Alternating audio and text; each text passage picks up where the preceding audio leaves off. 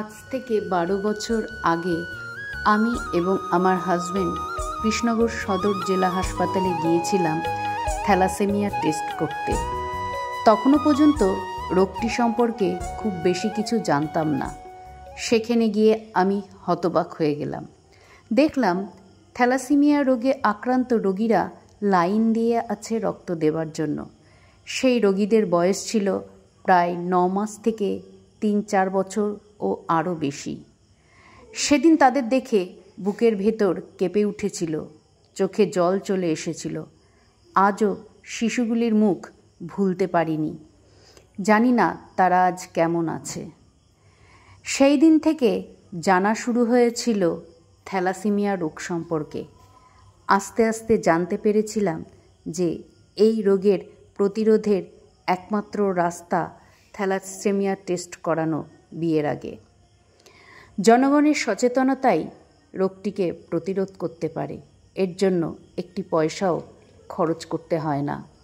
রোগটি প্রতিরোধের এত সহজ উপায় থাকলেও জনগণকে সচেতন করার কাজটা আমার কাছে সেই সময় সহজ ছিল না। সব সময় ইচ্ছে হতো এই বিষয়টি নিয়ে কাজ করার, কিন্তু কোনো দিন একার পক্ষে সম্ভব হয়নি। আজ আমার নারী সহায়িকা পরিবারের সদস্যরা আমার পাশে এসে দাঁড়িয়েছে, আমাকে সঙ্গ দিয়েছে।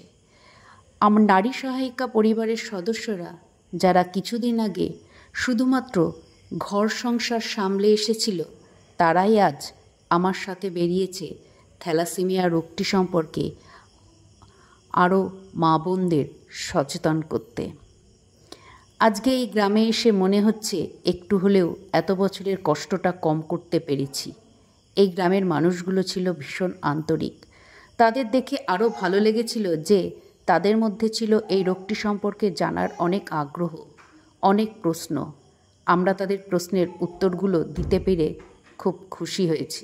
মানে খুব কম টেস্ট করিয়ে দেখলো যে 25% চান্স নেই যে হবে না, তাহলে সেই বাচ্চা সুস্থ হবে, কিন্তু সেটা খুব রেয়ার হয়। অসুস্থ হওয়ার সম্ভাবনাটাই বেশি।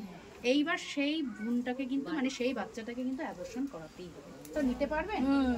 আপনি একটা বাচ্চাকে 10 বছর ধরে মানুষ করছেন, তারপরে যদি বাচ্চাটা চলে যায় আপনি কি সেটা নিতে পারবেন? পারবেন না। তাহলে সেক্ষেত্রে নেই, তার কষ্টটা একরকম। আমি জানবো আমার নেই আমার সেটা একরকম, কিন্তু সেটা একরকম কষ্ট আমি নেই, আমি পাইনি। আপনার একটা বাচ্চা এরকম হলো, আপনি যদি পরে আবার নেন সেও কিন্তু হবে, কারণ মা বাবা দিয়ে। আর একটা, যদি মা বাবার মধ্যে সম্পর্ক ভালো থাকে, তারা যদি মনে করে যে সত্যি মা হবো, সবসময় যে জন্ম দিয়ে কিন্তু মা হওয়া যায় না। জন্ম দিয়ে কি মা হওয়া যায় না? এমনি দেখবেন সন্তান লালন পালন যারা করে তাদেরকেও কিন্তু মা বলে। সেক্ষেত্রে যদি পরিবারের সম্মতি থাকে, কত অনাথ শিশু আছে যাদের দত্তক দেয়, আপনি সেটা নিতে পারেন। বা সেটাও না হতে পারে, আপনার পরিবারের কোনো বাচ্চাকে আপনি সন্তানের মতো করে মানুষ করলেন। এইভাবে জীবন কাটা থাকে, কিন্তু বাচ্চা